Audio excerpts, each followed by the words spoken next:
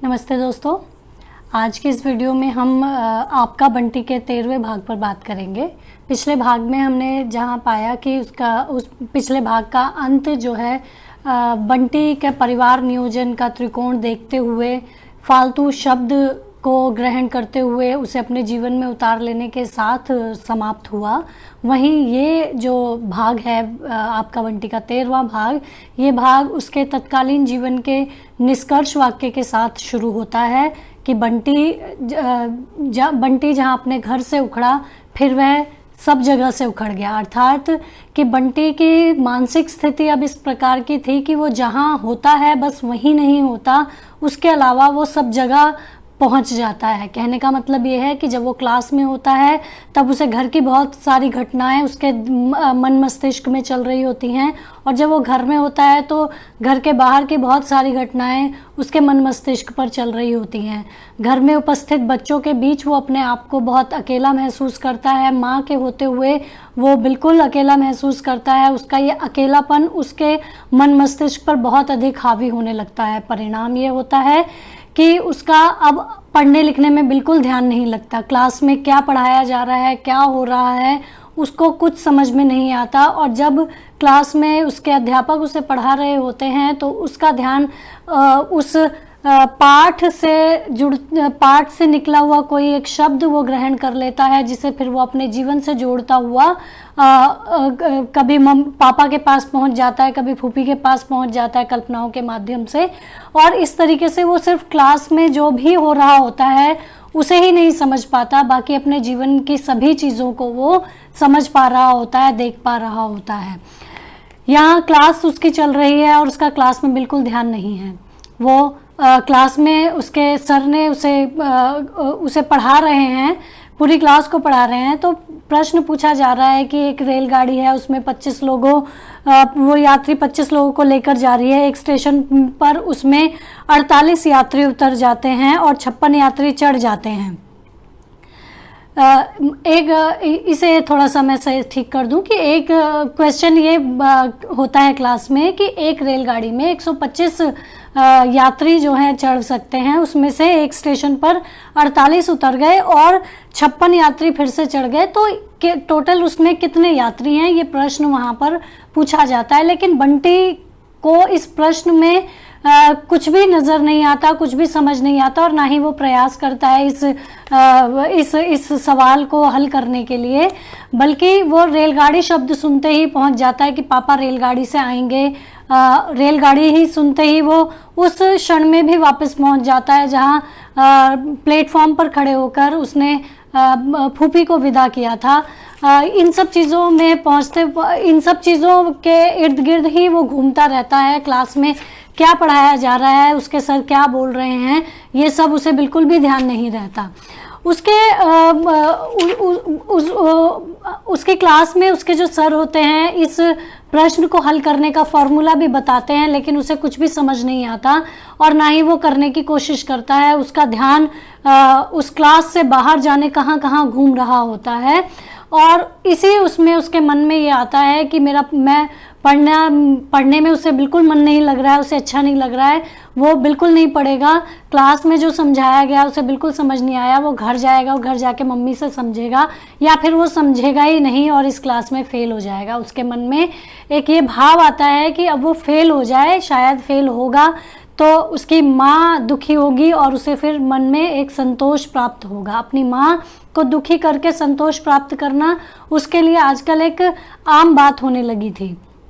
इसके साथ ही वो ये भी सोचता है अगर वो फेल हो गया तो डॉक्टर साहब क्या सोचेंगे, अम्मी तो उसका मजाक उड़ाता रहेगा, जोत के सामने उसे शर्मिंदा होना पड़ेगा। तो उसके इस स्थिति में बंटी के मन मस्तिष्क पर मानसिक तनाव की कई परतें जो हैं वो चढ़ी हुई हैं, जिसमें वो एक परत से निकलता है, दूसरी परत पे चढ़ जाता है, तीसरी परत पे चढ़ जाता है, और वो किसी भी स्थिति को, किसी भी परत को अपने जीवन से हटा नहीं पा रहा है।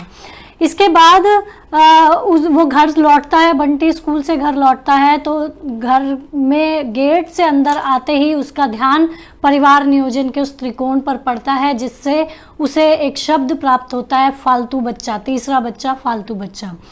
इसके बाद वो जब घर में लौटता है तो घर में उस समय कोई नहीं होता, क्योंकि अमी और जोत भी उसी के बाद आते हैं और उसकी माँ भी उसके आने के बाद ही आती हैं।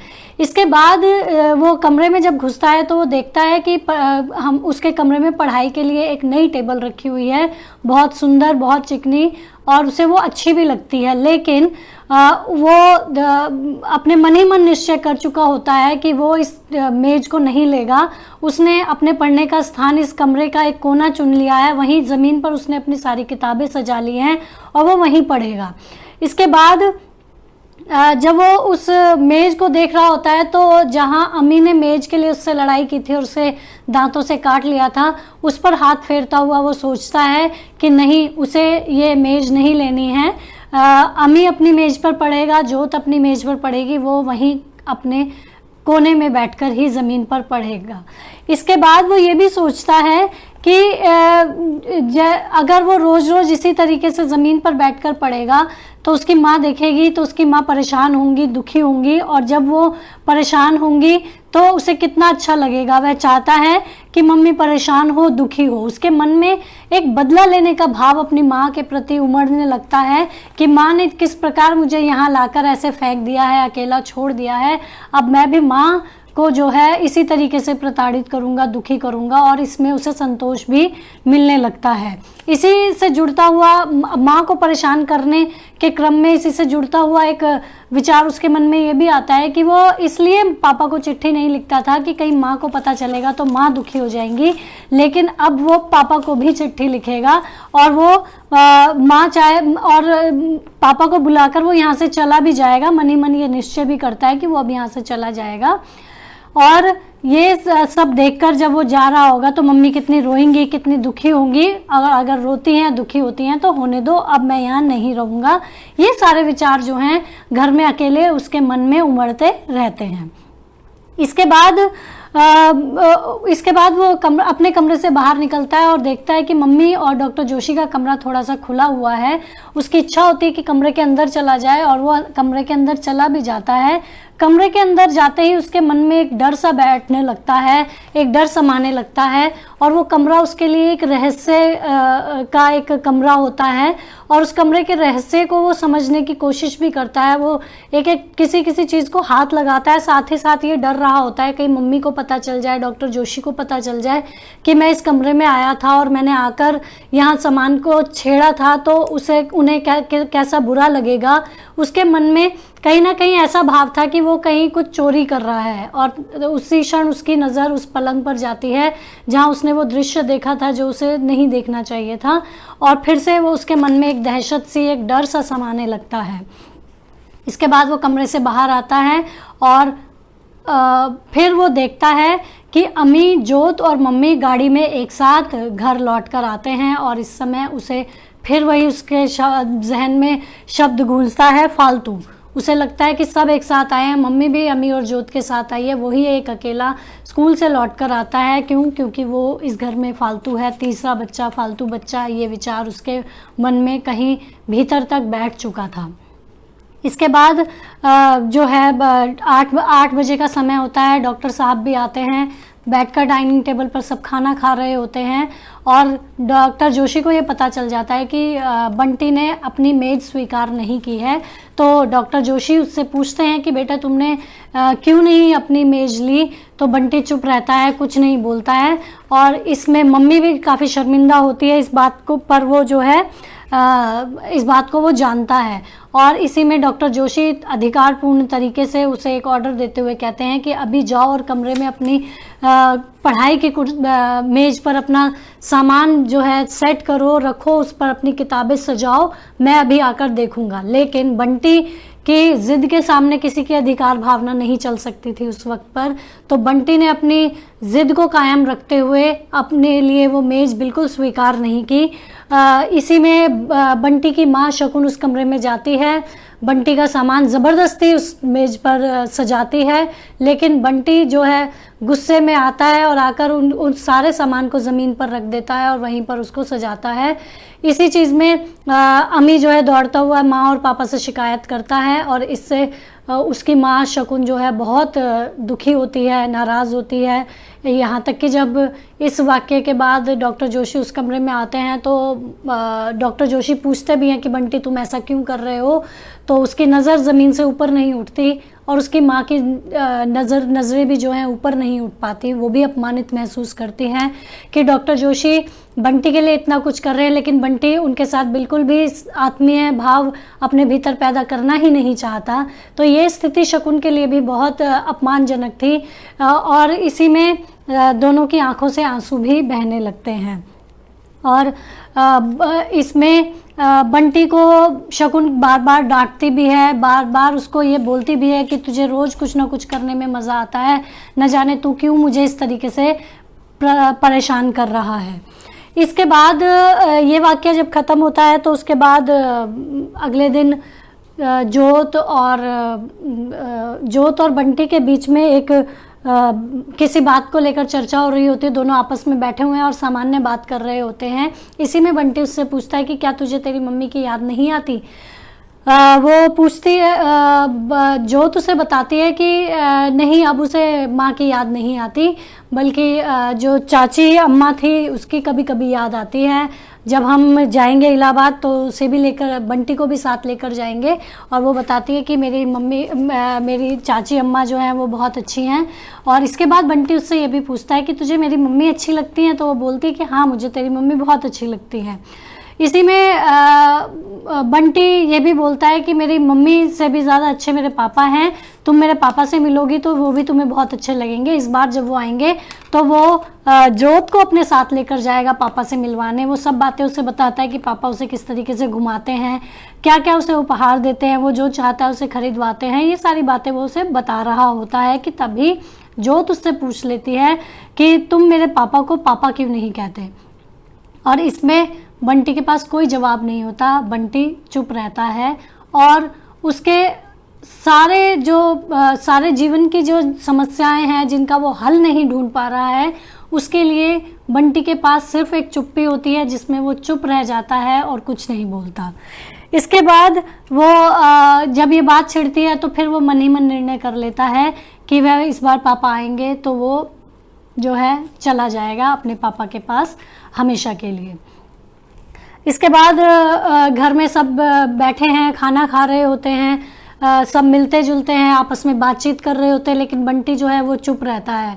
उसे लगता है कि क्लास में जैसे टीचर बार बार टेबल को बजाते हुए, हाथ उस पर बजाते हुए बच्चों को चुप रहने के लिए कहते हैं और बच्चे उस समय चुप हो जाते हैं, उसी तरीके से अब वो जीवन भर के लिए चुप रहेगा, किसी से कुछ नहीं बोलेगा, वो सिर्फ चुप रहेगा। उसे एहसास होता है कि वो जिस समय चुप बैठा हुआ है तो डॉक्टर साहब उसे देखे जा रहे हैं। उसे इस तरीके से डॉक्टर साहब का देखना बहुत अजीब लगता है। वो कहीं ना कहीं डर भी रहा होता है, साथ ही इसके बाद उसके मन में ये भी आता है कि कि उसे ऐसा लग रहा होता है कि वो तमाशा बन रहा है, जो इस तरीके से मुझे देखा जा रहा है, क्या मैं तमाशा हूँ जो मुझे इस तरीके से देखा जा रहा है। वो खाने की टेबल पर बैठा हुआ होता है, लेकिन उसका दिमाग जो है कभी क्लास में पहुंच जाता है, कभी उस लाल त्रिकोण पर पहुंच जाता है जो उसे उसके जीवन की सत्यता से अवगत कराता है। ये सब चीज़ें उसके दिमाग में चल रही होती हैं। इतने में डॉक्टर जोशी एक बात बोलते हैं जिससे वो प्रसन्न होता है कुछ क्षण के लिए। वो उसे बोलते हैं कि बंटी, कल मैं तुम्हें लॉन्ग ड्राइव पर लेकर जाऊंगा और हम तुम्हें घुमाएंगे फिराएंगे। और ये सब सुनकर जो है बंटी थोड़ा सा खुश होता है और उसे डॉक्टर जोशी उस क्षण अच्छे भी लगते हैं। हालांकि अमीर जिद करता है कि मैं भी जाऊंगा, लेकिन डॉक्टर जोशी उसे कड़े शब्दों में डांट कर चुप करा देते हैं और कहते हैं कि सिर्फ मैं और बंटी जाएंगे और कोई भी हमारे साथ नहीं जाएगा। इसी में शकुन जो है वो दूसरे बच्चों के प्रति अपनी आत्मीयता दिखाते हुए कहती है कि तुम लोग परेशान मत हो, वो बंटी को लेकर जा रहे हैं तो मैं तुम्हें लेकर घूमने जाऊंगी। लेकिन बंटी इस समय जो है थोड़ा सा खुश होता है। उसे लगता है कि बंटी नाराज़ है, उसकी नाराज़गी को डॉक्टर जोशी समझ पाए हैं। बंटी नाराज़ है तो उसे मनाना है, उसे खुश करना है, इसीलिए जो है उसे घुमाने जाने के लिए का जो है की योजना बनाई जाती है। और इसमें बंटी अपने आप को कहीं ना कहीं उस क्षण पर महत्वपूर्ण समझता है जहां उन दोनों बच्चों को घुमाने न ले जाने की बात की जाती है और बंटी को अकेले घुमाने ले जाने की बात कही जाती है। उस समय कुछ क्षण के लिए उसका डॉक्टर जोशी के प्रति जो है रवैया और मन दोनों बदलने लगता है, और वो महसूस करता है कि जहाँ उसे उसकी इम्पोर्टेंस मिलने लगी है वहाँ वो डॉक्टर जोशी के चेहरे में अपने पापा का चेहरा भी देखने लगता है। और उसे फिर याद आता है कि उसे आज पापा को चिट्ठी लिखनी थी। फिर वो सोचता है कि नहीं, आज वो चिट्ठी नहीं लिखेगा। उसका कारण ये था कि उसे डॉक्टर जोशी के प्रति एक आत्मीयता महसूस हुई और उसे लगा कि आज वो पापा को चिट्ठी नहीं लिखेगा। साथ ही वो ये भी सोचता है कि हो सकता है कि अब उसे पापा को चिट्ठी लिखने की ज़रूरत पड़े ही ना। इसके बाद जब कहानी आगे बढ़ती है तो कहानी वहाँ पहुँचती है कि बंटी तैयार होकर डॉक्टर जोशी की राह देख रहा है। वो खूब एक्साइटेड है, उत्साहित है, मन ही मन बहुत प्रसन्न है और डॉक्टर जोशी के प्रति कृतज्ञ भी है और उनके प्रति आत्मीयता भी महसूस कर रहा है कि आज वो उनके साथ घूमने जा रहा है। उसके मन में हमेशा ही जो है सबसे महत्वपूर्ण बने रहने की इच्छा हमेशा ही बनी रहती है, जो उसको यहाँ नहीं मिल रही थी। और इस घटना के बाद जब डॉक्टर जोशी उसे कहते हैं कि मैं तुम्हें घुमाने ले जाऊंगा, तो इस समय उसे वापस वो अपनी इम्पोर्टेंस, अपने आप को महत्वपूर्ण समझने का भाव जो था उसका फिर से जीवित होने लगता है। तो उसे डॉक्टर जोशी के प्रति एक गर्व भी महसूस होने लगता है। जब डॉक्टर जोशी पहुंचते नहीं हैं समय से, तो एक क्षण के लिए उसके मन में आता है कि ये शहर के सबसे बड़े डॉक्टर हैं, उनका इतना आसान नहीं है निकलना। तो वो इस बात पर उस समय नाराज़ नहीं होता बल्कि गर्व महसूस करता है। वह गर्व वैसा ही गर्व था जैसा उसे अपनी मम्मी के प्रिंसिपल होने पर गर्व महसूस होता है। उसके बाद थोड़ी देर इंतज़ार करता है, उसका इंतज़ार थोड़ा लंबा होने लगता है। तो कंपाउंडर आकर उस क्षण ये बताता है कि वर्मा साहब को हार्ट अटैक आया है और डॉक्टर जोशी वहाँ चले गए हैं। बस इतना सुनते ही जो उसका उत्साह था वो गुस्से में बदल जाता है। बंटी उसी क्षण मन ही मन इतना आक्रामक होने लगता है, वो खींच खींच कर अपने जूते जुराब उतारने लगता है। उसे लगता है कि वो सब कुछ तोड़ फोड़ डाले, लेकिन ये घर उसके अधिकार की सीमा में नहीं था, इसलिए वो कमरे में जाता है जहाँ उसे इस घर में कुछ भी अपना नहीं लगता। वहाँ उस कमरे में उसे एक अलमारी जो दी गई थी, जो उसे उसके अपने अधिकार की सीमा में उसे लगती थी और जो उस घर में उसका एकमात्र अधिकार क्षेत्र था, वो जाता है, उसे खोलता है और उसमें रखे अपने सभी खिलौनों को, कपड़ों को, सबको एक एक करके बाहर फेंकना शुरू कर देता है।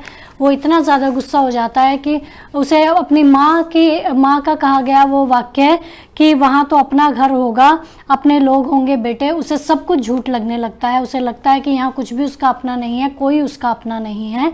और इस कदर वो गुस्से में आ जाता है कि वो सारी चीज़ों को निकाल कर फेंकने लगता है। इसी से शकुन उस समय आती है और उसको देखकर उसे डांटना शुरू कर देती हैं कि तुम ना तो परिस्थिति देखते हो ना समझते हो, बस सिर्फ तुम्हें रोज़ किसी ना किसी बात पर कोई नया बखेड़ा खड़ा करना होता है। और इसी में और तेज़ गुस्सा उसे जो आता है और तेज़ गुस्सा आता है तो वो कपड़ों को भी अपने पैरों से रौंदने लगता है। शकुन गुस्से में आकर उसे पकड़कर उसके दोनों हाथों को जकड़कर उसको बेड पर पटक देती है। और इसमें भी उसे इसमें भी बंटी जो है पूरी ताकत के साथ अपने आप को छुड़ा लेने का प्रयास करता है। और जैसे ही उसकी माँ की पकड़ थोड़ी ढीली होती है, वो अपने रंगों की शीशियों को भी ज़ोर से फेंक देता है। कुछ टूट जाती हैं और रंग कमरे में बिखर जाते हैं। और इस घटना के बाद उसकी माँ उसके गाल पर एक ज़ोरदार चांटा मारती है, जिसके बाद उसे अपने जीवन की वो घटना फिर याद आ जाती है जो उसके पुराने घर में उसने एक बार फूफी का दिया हुआ दलिया फेंक दिया होता है और वो कमरे में बिखर जाता है। उस समय माँ ने उस परिस्थिति में माँ ने उसके गाल पर एक थरथराता हुआ सा प्यार भरा हाथ उसके गाल पर फेरा था। और यहाँ तक कि ये भी उसे प्यार से ही कहा था कि बंटी बेटे ऐसा नहीं किया करते। लेकिन आज माँ ने ज़ोरदार तड़ाक एक चांटा उसके गाल पर जड़ दिया है। ये चांटा ना उसके गाल पर पड़ा है, ये चांटा सिर्फ उसके गाल पर नहीं पड़ा है बल्कि उसके मन पर भी ज़ोरदार चांटा पड़ा है। इस घटना से वो अपनी मम्मी की तब और अब की तुलना करने लगता है। उसे लगता है कि तब मम्मी ने इस सिचुएशन को, इस परिस्थिति को किस तरीके से हैंडल किया था और आज इस परिस्थिति में मम्मी मेरे साथ कैसा व्यवहार कर रही है। उसे लगता है कि उस घर के छूट जाने के बाद मम्मी भी उस घर में छूट गई है, ये जो इस वक्त यहाँ मौजूद है ये मेरी मम्मी नहीं हो सकती। मेरी मम्मी मुझे कभी मारती नहीं थी, लेकिन इस मम्मी ने मुझे ज़ोरदार चांटा भी मारा है। और इसी से जो है बंटी वहाँ गुस्से में बेड पर ही औंधा लेटा हुआ अपना मुंह बिस्तर में धंसाए रखता है और इमेजिन करता रहता है कि सब लोग उसे देख रहे होंगे। इसी में डॉक्टर जोशी आते हैं, आकर बताते हैं कि भाई वर्मा जी को बहुत सीवियर हार्ट अटैक आया है और उन्हें रात में भी वहीं रहना पड़ेगा। इसमें वो महसूस करता है कि वर्मा जी की भी बात हुई है, सबकी बात हुई है, लेकिन इस मुद्दे पर कोई बात नहीं हुई है कि आज बंटी को घुमाने लेके जाना था और उसे घुमाने नहीं ले जा पाए हैं, तो उसका जो अपमान था वो और अधिक गहराने लगता है। इसके बाद वो हार्ट अटैक की कल्पना करने लगता है। एक बाल मन किस तरीके से हार्ट अटैक को समझता है उसको वो यहाँ पर इमेजिन करने लगता है कि शायद जैसे चलते चलते कार रुक जाती है वैसे कहीं दिल रुक गया है, या फिर हार्ट अटैक का मतलब होता है हमला करना, तो क्या उनके दिल पर किसी ने हमला कर दिया है। फिर वो सोचता है कि उसने बहुत दिनों से बंदूक नहीं चलाई और उसके जहन में आता है कि वर्मा जी की छाती पर वो अटैक कर दे अपनी बंदूक से, और वो इमेजिन करता है कि वर्मा जी लेटे हुए हैं और बहुत सारे घाव उनकी छाती पर हो रखे हैं जिसे वो हार्ट अटैक समझता है। इसके बाद वो स्कूल जाता है। स्कूल में उसका बिल्कुल मन नहीं लगता, स्कूल में क्या हो रहा है क्या नहीं हो रहा है इससे उसे कुछ भी लेना देना नहीं होता है, और अब वो हमेशा चुप रहता है। उसे किसी से कोई बात नहीं करनी है, उसे सिर्फ चुप रहना है।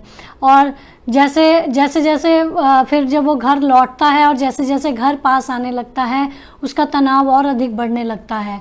वो घर के गेट से जब अंदर घुसता है आता है तो उसका ध्यान सीधा उस लाल त्रिकोण पर जाता है जो परिवार नियोजन का है, और जिसने उसे उसके मन मस्तिष्क में इस बात को अंदर तक बैठा दिया कि तीसरा बच्चा फालतू बच्चा होता है। हमारे देश में 2 ही बच्चे होने चाहिए, इस देश में भी 2 ही इस घर में भी 2 ही बच्चे होने चाहिए थे, जो जोत और अमित है। मैं इस घर में क्यों आ गया हूँ, मुझे क्यों यहाँ लाकर इस तरीके से उपेक्षित और अपमानित किया जा रहा है। इसके बाद वो सोचता है, टीटू की माँ की वो बात उसके जहन में कौंधती है जहाँ वो कहते हैं कि चलो अच्छा है वहाँ जाएगा तो बच्चों के बीच रहेगा, यहाँ तो अकेला इधर उधर घूमता फिरता है। वो सोचता है कि वो उधर भी अकेला वहाँ कोई नहीं होता था इसलिए वो वहाँ अकेला घूमता फिरता था, यहाँ भी वो अकेला ही घूमता फिर रहा है सबकी मौजूदगी में भी। उसका अकेलापन उसके ऊपर बहुत अधिक हावी होने लगता है। वो हर परिस्थिति में अपने आप को अकेला महसूस करता है, अपने आप को उपेक्षित महसूस करता है।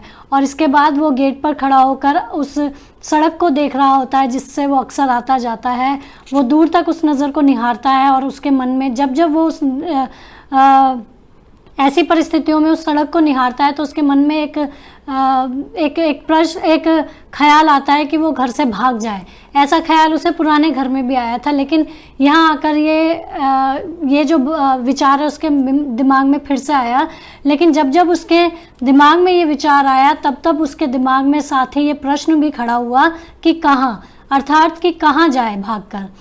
लेकिन आज उसके इस विचार पर उसका ये प्रश्न हावी नहीं हो पाया, जो कि अक्सर हो जाता था और वो कहीं नहीं जाता था। लेकिन आज ये प्रश्न भी उसे नहीं रोक पाया, उसके विचार पर ये प्रश्न हावी नहीं हो पाया और वो उस घर से निकल जाता है। उसके नन्हे नन्हे कदम उस सड़क को नापना शुरू कर देते हैं और इस घर से उसके पुराने घर तक की दूरी को वो नन्हे नन्हे पैर जो हैं पैदल चलते चलते पार कर लेते हैं और वो अपने पुराने घर की दहलीज तक पहुंच जाता है, गेट तक पहुंच जाता है। वहां पहुंचकर वो देखता है कि उसका वही घर है, लेकिन उस घर में जीवंतता नहीं है। फिर भी उसे वो घर अपना ही घर लग रहा है। वहाँ फूफी नहीं है, वहाँ माली काका नहीं है, लेकिन वो गेट से निहार कर देखता है उसका बगीचा ज्यों का त्यों बना हुआ है। माली काका उसके बगीचे का बहुत ख्याल रख रहे हैं, उसके लगाए गए हर पौधे का, हर पेड़ का ध्यान रखा जा रहा है।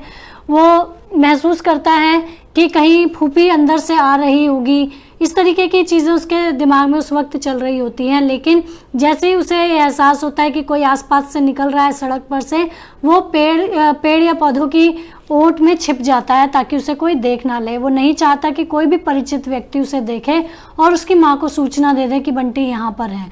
वो फिर वो ये भी सोच रहा होता है कि जिस तरीके से मैं यहाँ आ गया हूँ, हो सकता है माँ वहाँ परेशान हो रही होगी, उसका चेहरा पीला पड़ गया होगा, वो इधर उधर से ढूंढ रही होगी और फिर वो सोचता है कि अच्छी बात है, परेशान हो रही होंगी तो परेशान होगी तो उसे संतोष मिलेगा, ऐसा वो यहाँ सोच रहा होता है। इसके बाद वो ये भी सोचता है कि अगर माँ परेशान होगी तो उसे संतोष सुख मिलेगा। तो ये बदला लेने की भावना इन दिनों उसकी बहुत अधिक बलवती हो गई है, क्योंकि उसे लगता है कि उसकी इस परिस्थिति को, जिसे वो इस वक्त झेल रहा है, उस परिस्थिति की जिम्मेदार सिर्फ उसकी माँ है, तो उससे बदला लेना उसका अधिकार है और उसे बदला लेना चाहिए। तो इस परिस्थिति में भी वो ये सोच रहा है कि वो इस तरीके से बिना बताए जब यहाँ आ गया है तो माँ उसे ढूंढ ढूंढ कर परेशान हो रही होगी, रो रही होगी, तो ये अच्छी बात है। इसके बाद जैसे जैसे समय बीतता है फिर वो ये सोचने लगता है, हो सकता है कि किसी को ख्याल ही ना आया हो कि मैं उस घर में मौजूद नहीं हूँ, और उसका जो ये आत्मसम्मान था वो उस समय फिर अपमान में बदलने लगता है। और जैसे जैसे समय बीतता है और कोई उसे लेने नहीं आता है तो वो और अधिक अपमानित सा महसूस करने लगता है। उसे लगता है कि वो उस घर में फालतू था, शायद इसीलिए उसका होना ना होना घर में किसी को कोई फ़र्क पैदा नहीं कर रहा है और इसीलिए मुझे कोई यहाँ से लेने के लिए नहीं आ रहा है। इसके बाद जैसे जैसे प्रकृति पर अंधेरा गहराने लगता है, वो अंधेरा उसके मन पर और गहराने लगता है। उसे लगता है कि अब अंधेरा हो जाएगा तो अब वो क्या करेगा, और उसके भीतर एक डर समाने लगता है, अंधेरे का डर। और इसी बीच वो उसे ये भी बार बार प्रश्न उसके मन में उठता है कि मम्मी उसे लेने क्यों नहीं आई, क्या मम्मी को उसकी ज़रूरत नहीं है, या मम्मी उन बच्चों से इतना प्यार करने लगी है कि अब बंटी उनके लिए महत्वपूर्ण नहीं रह गया है। इसके पश्चात वो जो है अपने आप को छुपाने के लिए पेड़ पर चढ़ जाता है और पेड़ से दूर सड़क को देख रहा होता है कि कहीं से मम्मी आती उसे नज़र आ जाए, कोई उसे लेने आता नज़र आ जाए। लेकिन उसे ऐसा जब दिखाई नहीं देता तो वो खूब गुस्सा उसे आता है और उसका मन ऐसा करता है कि वो यहीं से कूद जाए और अपने आप को घायल कर ले। कहीं ना कहीं आत्महत्या का भाव उसके मन में इस वक्त आ रहा होता है, या ये भाव जो है अपने आप को उपेक्षित समझने का परिणाम होता है कि वो ये सोचने लगता है कि वो अपने आप को घायल कर ले, अपने आप को मार डाले या किसी भी तरीके से अपने आप को आहत कर ले जिससे कि माँ दुखी हो, परेशान हो। और इसके बाद जो है उसके मन की जो उपेक्षा और उसके मन में जो अपमान का भाव होता है वो और अंधेरे के साथ गहराना शुरू हो जाता है। और यहाँ फिर उसे लगता है कि नहीं, अपने आप को घायल करना यहाँ सही नहीं है, और वो जो है पेड़ पर से नीचे उतरता है। लेकिन उसका गुस्सा शांत नहीं होता। वो एक सूखी लकड़ी उठाता है और अपने लगाए हुए मेहंदी के पौधों को ज़ोर ज़ोर से मारना शुरू कर देता है। अपने बोए हुए पौधों को इस तरीके से मारना, रौंद कर उसे जैसे एक प्रकार का संतोष प्राप्त हो रहा था। यहाँ बच्चे के प्रति शकुन के व्यवहार पर भी एक टिप्पणी कही जा सकती है कि जिस प्रकार शकुन ने अपने पैदा किए हुए बच्चे बंटी को इस प्रकार से उस घर में ले जाकर उपेक्षित कर दिया है, रौंद दिया है, क्या शकुन को इसमें संतोष प्राप्त हो रहा है, ये प्रश्न भी यहाँ पर खड़ा होता है। और इसके बाद बंटी जो है काफ़ी देर से उस बगीचे में अकेला होता है, तो वहाँ पर थक गया होता है, भूख लग रही होती है, उसे ठंड लग रही होती है और निराश हताश होकर वहीं वो घास पर लेट जाता है। और घास पर लेटने के बाद वो रोता रोता इतना बेसुध होने लगता है कि उसे ऐसा ख्याल आने लगता है कि फूफी मर गई है और यहाँ पर फूफी का भूत घूम रहा है। और धीरे धीरे वो इतना बेसुध होने लगता है कि वो कहानी की दुनिया में पहुँच जाता है। कभी जादूगरनियों को देख रहा होता है, कभी उस रानी को देख रहा होता है जिसने अपने बच्चों को मार दिया था, और भी कहानियों की कई सारी परतों में वो घुसता चला जाता है और उसे इस जगत की चेतना नहीं रहती है और बेसुध सा वहाँ पड़ा सुबक सुबक कर रो रहा होता है और बहुत डर रहा होता है। उसे उस समय पर सोनल रानी की कहानी याद आती है जो बच्चों को मार डालती है। उसे ऐसा भी लगने लगता है कि सोनल रानी यहाँ आ गई है और वो अब उसे भी ले जाने वाली है और उसे मार डालने वाली है। डर उसके भीतर इतना अधिक गहरा जाता है कि वो सांस भी ले पाना उसके लिए उस समय भारी हो जाता है। और इतने में उसे थोड़ी सी चेतना उसकी जब जागृत होती है तो उसे महसूस होता है कि कोई उसके कंधों को पकड़कर झकझोर रहा है कि तू यहाँ क्या कर रहा है, तू यहाँ क्यों आया है, रोज़ कोई ना कोई बखेड़ा खड़ा कर देता है और वो बदहवास सा चेहरा लिए वो देखने की कोशिश करता है कि कौन है। उसे एहसास होता है कि माँ उसे लेने आई है, लेकिन उसकी माँ का व्यवहार वहाँ उसे चिंतापूर्ण ना लगकर उग्र व्यवहार लगा।